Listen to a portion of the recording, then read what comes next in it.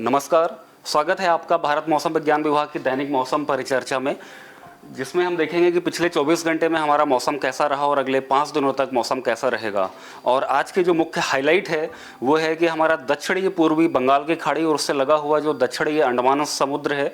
वहाँ पे एक कम दबाव का क्षेत्र बना हुआ है। और ये जो कम दबाव का क्षेत्र है अगले 24 घंटे में एक डिप्रेशन का रूप लेगा और अगले 48 घंटे में एक चक्रवाती तूफान भी बनने की संभावना है। अगर हम पिछले 24 घंटे में ओलावृष्टि की बात करें तो पिछले 24 घंटे में हमें जम्मू कश्मीर, हिमाचल प्रदेश, उत्तराखंड और रायलसीमा के एक आध स्थानों पे ओलावृष्टि देखने को मिली है, जिसको कि हमने ऑरेंज कलर से दर्शाया हुआ है। वहीं पे अगर हम आज के मुख्य सिनॉप्टिक फीचर्स की बात करें तो हमारा उत्तरी पश्चिमी भारत में मिडिल ट्रोपोस्फेरिक लेवल्स में एक पश्चिमी विक्षोभ है जो कि जम्मू डिवीजन और उसके पास का जो पाकिस्तान का एरिया है वहाँ पे बना हुआ है। उसी तरीके से लोअर ट्रोपोस्फेरिक लेवल्स में एक साइक्लोनिक सर्कुलेशन है जो कि हरियाणा के ऊपर है। ये पश्चिमी विक्षोभ और साइक्लोनिक सर्कुलेशन के चलते हमारा जो उत्तरी पश्चिमी भारत है वहाँ पे जैसा कि हम देख पा रहे हैं कि अनेक स्थानों पे हमें बादल छाए हुए हैं और वहाँ पे कुछ एक स्थानों पे हमें हल्की से मध्यम वर्षा भी आज देखने को मिलेगी।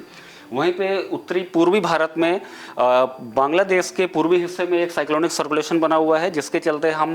उत्तरी पूर्वी भारत के कुछ एक स्थानों पे 102 दिनों तक हमें हल्की से मध्यम वर्षा देखने को मिलेगी। और ये क्लाउड पैचेस भी हम अभी देख सकते हैं सैटेलाइट पिक्चर्स में। वहीं पे अगर दक्षिणी प्रायद्वीप की हम बात करें तो हमारा वो दक्षिण पश्चिमी बंगाल की खाड़ी में एक साइक्लोनिक सर्कुलेशन बना हुआ है जो कि तमिलनाडु तट के आसपास है।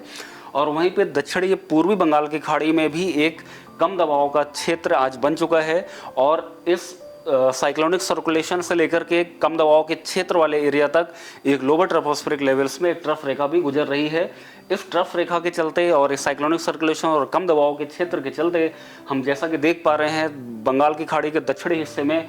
बहुत ज़्यादा बादल छाए हुए हैं और वहाँ पे अनेक स्थानों पे हल्की से मध्यम वर्षा देखने को मिल रही है।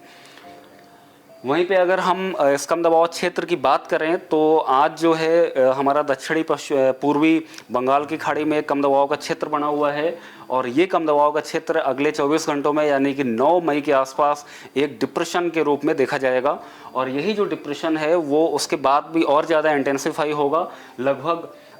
10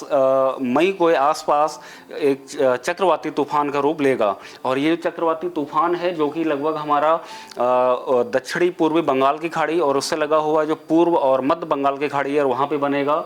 ये जो सिस्टम है शुरुआती दौर में ये उत्तरी पश्चिमी दिशा में मूव करेगा। इसके बाद उसमें सेंट्रल बेग के पास पहुंचने के बाद उसमें रिकर्वेचर होगा। रिकर्वेचर होने के बाद वो उत्तरी पूर्वी दिशा की तरफ मुड़ेगा और बांग्लादेश और म्यांमार कोस्ट की तरफ आगे बढ़ेगा। अगर इस सिस्टम जो कि बंगाल की खाड़ी में है चलते हम अंडमान निकोबार की बात करें तो वहाँ पे हमें आज यानी कि 8 मई को हमें वहाँ पे एक आधे स्थानों पे भारी वर्षा खास करके निकोबार आइलैंड्स में देखने को मिलेगी। वहीं पे अगर हम 9 मई और की बात करें तो हमें निकोबार आइलैंड्स और अंडमान आइलैंड्स दोनों ही जगह भारी से अत्यधिक भारी वर्षा देखने को मिलेगी, जिसके चलते हमने ऑरेंज कलर दिया हुआ है। वहीं पे अगर हम 10 और 11 मई की बात करें तो हमें पूरे आइलैंड में अंडमान और निकोबार दोनों ही जगह भारी से अत्यधिक भारी वर्षा कुछ एक स्थानों पे और एक आध स्थानों पे अत्यधिक भारी वर्षा यानी कि 20 सेंटीमीटर या उससे अधिक बारिश भी देखने को मिल सकती है। वहीं पे अगर हम 12 मई की बात करें तो 12 मई में भी एक आधे स्थानों पे हमें भारी से अत्यधिक भारी वर्षा यानी कि 12 सेंटीमीटर या उससे अधिक वर्षा देखने को मिलेगी, जिसके चलते हमने 9 तारीख, 10 तारीख, 11 और 12 मई को पूरे अंडमान निकोबार आइलैंड्स में ऑरेंज कलर का वार्निंग दिया हुआ है। इसी के साथ अगर हम फिशरमैन वार्निंग की बात करें आज यानी कि 8 मई की अगर हम बात करें तो सिर्फ हमारा दक्षिणी पूर्वी जो बंगाल की खाड़ी का कुछ हिस्सा है, उसके साथ ही जो हमारा दक्षिणी पश्चिमी बंगाल की खाड़ी और उससे लगा हुआ जो तमिलनाडु का तट और कोमोरियन एरिया है वहाँ पे हमें आज लगभग विंड स्पीड 40 से 50 किलोमीटर प्रति घंटे देखने को मिलेगी, जिसको कि हमने ग्रे कलर से दर्शाया हुआ है। वहीं पे अगर हम 9 मई की बात करें तो हमारा जो दक्षिणी पूर्वी बंगाल की खाड़ी है उससे लगा हुआ जो हमारा अंडमान सी है और उसके जो आसपास का क्षेत्र है वहाँ पे हमें स्कूली वेदर देखने को मिलेगा। स्कूली वेदर के साथ जिसकी विंड स्पीड लगभग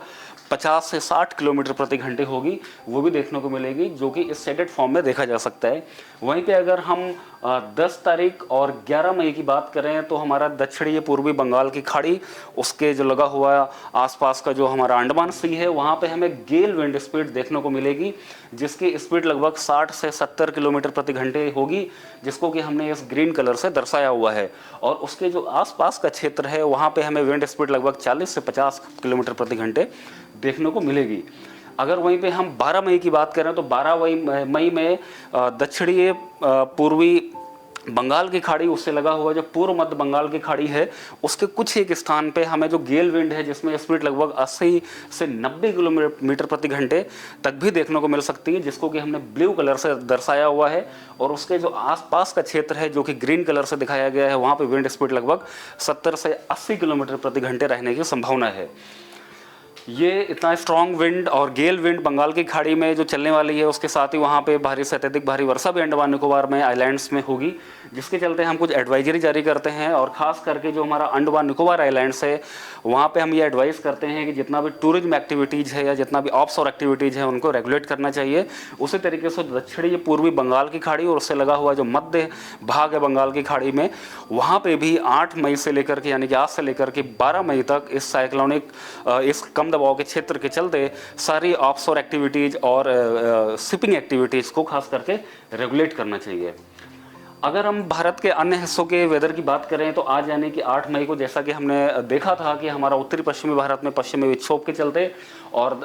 दक्षिणी प्रायद्वीप में उससे लगा हुआ जो मध्य भारत है, उससे लगा हुआ जो पूर्वी भारत है, वहाँ पे हल्की से मध्यम वर्षा कुछ एक स्थानों पर देखने को मिलेगी। वहीं पे तमिलनाडु में आज भारी बारिश होने की भी संभावना है। और अगर हिमाचल प्रदेश और उत्तराखंड की अगर हम बात करें, वहाँ पे एक आध स्थानों पे आज ओलावृष्टि भी हो सकती है। वहीं पे 9 मई को अगर हम देखें कि हमारा जो मध्य भाग है, उत्तरी पश्चिमी भारत है और पूर्वी भारत का भी काफ़ी स्थान है, वहाँ पे सभी क्षेत्रों में हमने ग्रीन कलर दिया हुआ है। ग्रीन कलर का मतलब है वहाँ पे कुछ भी सिग्निफिकेंट वेदर होने की संभावना नहीं है। सिर्फ जो हमारा वेदर एक्टिविटी है वो साउथ पेनिनसुलर इंडिया और उत्तरी पूर्वी भारत के कुछ एक स्थानों तक सीमित रहेगी। वहीं पे जो हमारा वेस्ट बंगाल है, वहाँ पे कुछ एक स्थानों पे हमें हीट वेव भी होने की संभावना है, जिसके चलते हमने वहाँ पे ऑरेंज कलर का वार्निंग 9 मई के लिए दिया हुआ है। उसी तरीके से अगर हम 10 और 11 दोनों ही दिनों के लिए देखें तो हमारा भारत के लगभग सभी स्थानों पे कोई भी सीवियर वेदर होने की संभावना नहीं है। सिर्फ दक्षिणी प्रायद्वीप के कुछ एक स्थानों को छोड़ के और उत्तरी पूर्वी भारत के कुछ एक स्थानों पर छोड़ के, जहाँ पे हमें हल्की से मध्यम वर्षा, थंडर स्टॉर्म और लाइटनिंग एक्टिविटी देखने को मिलेगी। वहीं पे दक्षिणी कर्नाटक के आंतरिक हिस्से में एक आध स्थान पे भारी वर्षा भी हमें 11 मई को देखने को मिल सकती है। और अगर हम वेस्ट बंगाल की बात करें तो वेस्ट बंगाल के कुछ एक स्थानों पे हमें हीट वेव मिलने की भी संभावना 10 मई और 11 मई को भी रहेगी, जिसके चलते हमने ऑरेंज कलर का वार्निंग दोनों ही दिनों के लिए दिया हुआ है। उसी तरीके से अगर हम 12 मई को देखें, 12 मई को भी सिर्फ जो हमारा मुख्य वेदर है वो हमारा दक्षिणी प्रायद्वीप में और अंडमान निकोबार आइलैंड्स में रहेगा। भारत के बाकी सभी हिस्सों में कुछ भी खास वेदर नहीं है। इसके साथ ही अगर हम टेम्परेचर्स की बात करें तो हमारा मैक्सिमम टेम्परेचर जो है भारत के अनेक स्थानों में, जैसा कि हम देख पा रहे हैं, ऑरेंज कलर और रेड कलर वाले क्षेत्र को लगभग 40 डिग्री या उससे कम ही चल रहा है। सिर्फ हमारा उत्तरी पश्चिमी भारत, उत्तरी पूर्वी भारत और दक्षिणी प्रायद्वीप के कुछ एक स्थानों को छोड़ करके, जहाँ पे हमारा मैक्सिमम टेम्परेचर लगभग 30 से 35 डिग्री सेंटीग्रेड देखने को मिल रहा है। और अगले आने वाले 5 दिनों में भारत के लगभग अनेक स्थानों पर मैक्सिमम टेम्परेचर्स में 3 से 5 डिग्री सेंटीग्रेड की बढ़ोतरी होगी, जिसके चलते हमें वेस्ट बंगाल में जो कि खास करके 9 तारीख, 10 और 11 मई को भी हीट वेव देखने को मिलेगा। साथ ही अगर हम कोंकण और गोवा की अगर बात करें तो कोंकण और गोवा में 10 और 11 मई को वहाँ पे हमारा बहुत ही ह्यूमिड वेदर रहेगा। टेम्परेचर्स भी कंपेरेटिवली थोड़े हाई हैं, जिसके चलते वहाँ पे एक डिस्कम्फर्ट भी देखने को मिलेगा। वहीं पे अगर हम डिस्कम्फर्ट की बात करें तो कोंकण गोवा के अलावा उड़ीसा में अगले 4 दिनों तक तापमान थोड़े 40 डिग्री के आसपास होने की वजह से, 39 से 40 डिग्री के आसपास होने की वजह से और ज़्यादा मॉइस्चर होने की वजह से डिस्कम्फर्ट उड़ीसा में भी देखने को मिलेगा। मौसम की और अधिक जानकारी के लिए आप हमारी IMD की वेबसाइट पर विजिट कर सकते हैं। इसके साथ ही हमारे फेसबुक पेज और हमारे यूट्यूब चैनल पर भी हमें फॉलो कर सकते हैं। धन्यवाद।